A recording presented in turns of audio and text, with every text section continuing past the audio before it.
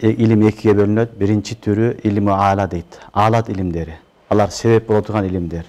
Алар ошол негизги илимдерге жеткизе турган нерселер. Алардын мисалы нахв илими, сарф илими, лугат илими, мантык илими, фалсафа илими, булардын бүт бардыгы илми аала. Буларды окуп биз мына максат ошол негизги илимдерге жетишлик. Негизги илимдер булар 5. Кээ бирлер 6 дейт, андан да айткандар бар. Негизи 5. Биринчиси Кур'ан-ы Керимдин илими. Экинчиси Пайгамбарыбыз саллаллаху алейхи ва салламдын хадис, сүннөттүн илими. Үчүнчүсү фикh илми. Dördüncüsü akide ilmi, beşincisi ilmi ahlak ilmi. Mına uşul 5 nerse negizgi ilim. Mına uşuna ilim de aytılınat. Kalgan okuvatkan nefsengerdin büt bardığı uşul 5 nersege jetiş üçün bolat. Uşul 5 nerseni düşünüş üçün biz bu ilimlerde okuyuz. Okuvatkan azırgı baştalgıçtagı darajadagı talabalardın büt bardığı okukan sabaktары uşul negizgi ilimlerge açıkıç bola turgan nerseler, sebepler. Negizgi ilimler oşol 5 ilim. Kim oşol 5 ilimde mahir bolsa, al çınıgı alım bolat. Çınıgı alim Rabbani degen alım kim bolat dese, mına oşol 5 ilimde mahir boluş gerek. Kur'an-ı Kerim'din mahir boluş gerek. Peygamberimiz sallallahu aleyhi ve sellem hadisinin mahir boluş gerek. Çeveri boluş gerek hadisin. Fiqh'tin çeveri boluş gerek. Anan akidanın çeveri boluş gerek. İlmi ahlaqtın dagы çeveri boluş gerek. Uşul 5 ilimdi jakşı okugan adam al mıқты alım bolat. Al adamdan Allah subhanahu wa taala payda beret. An aytkan sözünden nur bolat. An menen hiç kaçan zaralat tarkabайт. Al adamdan ar dayım ilim tarkayt. Uşu okuvatkan ilimlerimizin bardığı uşu 5 nesege alıp barat. Anday adamlardan hiç kaçan ihtilaf da bolboyt. Fitne da kılbayt. Sebebi 5 ilimge mahir bolat. Eğer 5 ilimdin birösüne kemçilliğin bolsa, sen oşol ilimde kemçillik bolsa, oşol ilimde süйлөбөшүң gerek. Sen bilbeysin. Bilbegenden keyin süйлөбөш gerek. Oşon üçün talabaların bardığına biz aytabız, oşol okutkan kitebingер жакшылап окугула, түшүнүп окугуla, негизги oşol 5 ilimdi түшүnүп окусаңар, oşonu түшүнсөңөр иншалла мыкты алым болосуңар. Мыкты аулия болосуңар, мыкты Аллахтын досу болосуңар. Oşol 5 ilimdin эң başında turgan başatı Kur'an-ı Kerim bolot. Asıl ilim Kur'an, anın şarkı Peygamberimiz sallallahu aleyhi ve sellem hadisi. Kalgan 3 nerse uşulardan alıngan. Fiqh da uşundan alıngan, usulü fiqh da uşundan alıngan, Kur'an hadisten alıngan, akide da uşundan alıngan, ilmi ahlak da uşundan alıngan. Negizgi bulak, negizgi nerse Kur'an menen hadis. Andan çıkkan mağızları, anın içindeki naticaları bular ilm fiqh, ilmul ahlak, ilmi usulü fiqh, ilmi akide bular anın içinden çıkkan ilimler. Oşonluktan negizgi ummul ulum ilimlerden yenesi, negizi, tamırı bu Kur'an menen Peygamberimiz sallallahu aleyhi ve sellem'in hadisleri, sünnetleri. Alemi Kur'an-ı Kerim balдар büt murdağı ilimlerin barın kamtıp algan, kitaplerin barın öz içine kamtıgan bir matın. İlk kitap. Onday kitap çok. Bu Kur'an-ı Kerim muhtasar. Allah subhanahu wa ta'ala Kur'an-ı Kerim'de kede muhtasar aytat, kede şartlar aytat. Misal Kur'an-ı Kerim'de Allah subhanahu wa ta'ala aqimus salat deydi. Oldu. Ve atuz zakat deydi. Oldu. Namaz okugula, zekat bergile deydi. 5 mal namaz oku degen Kur'an'da aytılbaydı. Kantı namaz okuş gerek, fajrda kança reketi var, kançası sünnet, kançası farz, 5'in kança reketi okulunat, kaysı vakıtta okulunat, asır kaysı vakıtta okulunat, kança reketi okulunat, mağrib nege 3 reket, işa kança okulunat, vitir vacip degen ne? Bular Kur'an'da aytılgan emes. Allah subhanahu wa ta'ala aqimus salat degen boldu. Peygamberimiz sallallahu aleyhi ve sellem sünnet menen oşonu şartlap düşündürgen. 5 mal namaz okulunat, mınday okulunat, mınday menosu farzı, mına vakti okulunat dep Rasulullah sallallahu aleyhi ve sellem belgilep bergen. Oşonduktan Kur'an-ı Kerim matn bolsa, Kur'an'ın şarhı bul meken Peygamberimiz sallallahu aleyhi ve sellem'in hadisleri. Hadisi taştap koyup, hadisi çıkarıp koyup Kur'an düşünüş mümkün emes. Ökövüşünde bir bilgiye baylanışkan. Oşonda öyle zekat, farz, ve atuz zakat deyip oldu. Zekettin nisabı kança maldan kança beresin, kança baylıkka geçiş gerek, koydun kançasından, töğünün kançasından, uydun kançasından, altından kançadan, gümüşten kançadan degende Kur'an-ı Kerim'de Allah Teala bayandagan emes. Peygamberimiz oygun, Peygamberimiz sallallahu aleyhi ve sellem özü mübarek hadislerinde bayanda bergen.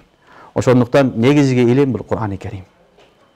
Анын шархы пайгамбарыбыз саллаллаху алейхи ва саллям хадистери. Өкөөнөн алынган нерселер, илимдер, булар фик, усулу фик, акида, илм, ахлак, бул ушулардан чыккан нерселер. Ошондуктан биздин окуп аткан сабак балдар бул жөнөкөй нерсе эмес, уммул улум. Илимдердин эң жогорусу, эң бийиги. Мундан өткөн илим жок. Ошондуктан Алла пайгамбарыбыз саллаллаху алейхи ва саллям хайрукум ман таалламал Кур'ана ва аллама деген. Хайрукум ман таалламал Кур'ана ва аллама. Силердин эң жакшыңар Куранды үйрөнүп, башкаларга үйрөткөндөр деген. Демек, эң жакшыңар дегенден билинди, карылар эң жакшы адамдар, алымдар эң жакшы адамдар болуш керек. Хайрукум ман таалламал Кур'ана ва аллама. Ошол эле суроого эң жакшы ким десе, Кур'ан-ы Керимде Аллах Таала мынтип жооп берет. Аллах Таала эмне айтат? Аллах Таала инна акрамакум индаллахи аткакум дейт. Инна акрамакум индаллах аткакум. Аллахтын астындагы силердин эң кадыр бактуу сыйлууңар ким десе, аткакум. Алладан көп коркондор. Муттаки адамдар, таквалуу адамдар. Демек, ушул Кур'ан менен хадисти карай турган болсок, демек Кур'ан хадисте пайгамбарыбыз айтты, эң жакшыңар Кур'ан окугандар, Кур'ан үйрөнүп үйрөткөндөр деди. Кур'ан-ы Керимде болсо Аллах Таала инна акрамакум индаллахи аткакум деди. Уламалар ушул хадис менен аятты байланыштырып айтат. Демек, сен таква болом десең, такванын жолу дагы Кур'ан үйрөнүп үйрөтүү дейт. Таквалуу болуунун дагы жолу бул Кур'ан окуп үйрөнүп үйрөтүү дейт. Ошон үчүн Аллах субханаху ва таала инна акрамакум индаллахи аткакум. Силердин эң жакшыңар, Аллахтын астындагы эң даражалууңар ким десе, Алладан көп коркконуңар деп атат. Ошондуктан Алладан коркконго дагы себеп болгон нерсе, илим да берген нерсе, нур хидаят да берген нерсе, таквалуу да болгонго себеп болгон нерсе бул Кур'ан-ы Керим болот. Ошондуктан биз окуп аткан сабактар балдар эң негизги илим. Буну көп окубай калганбыз, ошон үчүн ушуга биз басым жасайбыз. Элдер Куранды түшүнсүн. Аллах Таала бизге эмне дегиси келип атат, эмне деп атат?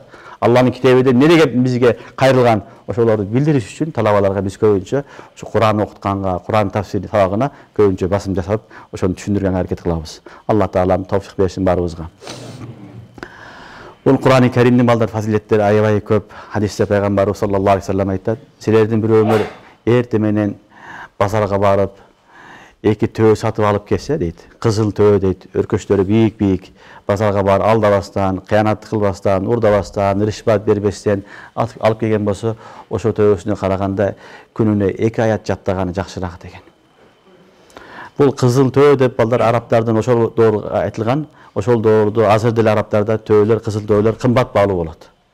Азыркы сөз менен айтканда эки чоң жип машина. Түшүнүңөрбү? Бир адамдын үйүндө эки чоң жип машинеси болсо, эң акыркы маркадагы. Ошого караганда 2 аят окуганы жакшыраак дейт. Ошол эки чоң жип машинеси ага бул дүйнөсүндө ахиретке пайда бербейт, 2 аят бергендей.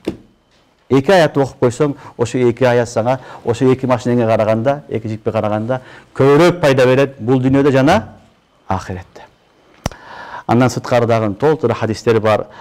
Хадисте пайгамбарыбыз саллаллаху алейхи ва саллям айтат: "Маштама каумун фи бейтин мин буютилла, ятлуна китабаллах ва ятадарасунаху фима бейнахум, илля назалат алейхимус сакина ва гашиятхумур рахма ва хаффат алейхимул малаика ва закараллаха фи ман инда." Кайсы бир эл топтолуп алып, Аллахтын үйлөрүнөн бир үйдө кирип алып, Аллахтын китебин окуса, бири-бирине үргөтсө, аларга Аллахтын рахматы жайыт дейт. Фериштелер рахмат канатын жаят дейт. Аллах Таала өзүнүн астындагы мукарраб пенделерине фахыр кылып, сыймыктанып айтат: "Мына карагыла, менин пенделерим менин китебимди окуп атат" деп сыймыктанат дейт. Ошондуктан балдар, бул Кур'ан-ы Керим биздин дүйнөгө келгендеги негизги максатыбыз. Негизги максатыбыз. Биз башка иш менен алек болсок дагы, талабалар, уламалар ар дайым биз ушул иш менен алек болушубуз керек.